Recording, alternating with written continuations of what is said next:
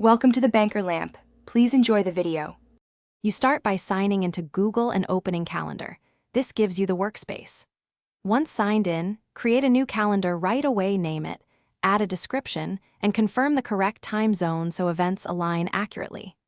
Make sure to configure sharing permissions now, choose private for personal use, add specific people for collaboration, or use public view for team schedules. This front-loading avoids mismatches later and lets you organize calendars by context before adding events.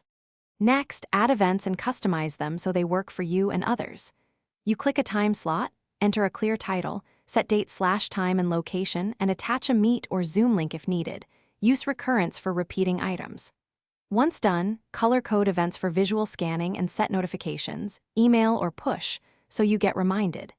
Make sure to add guests and control whether they can modify the event, see the guest list, or invite others. Attach files to keep materials handy.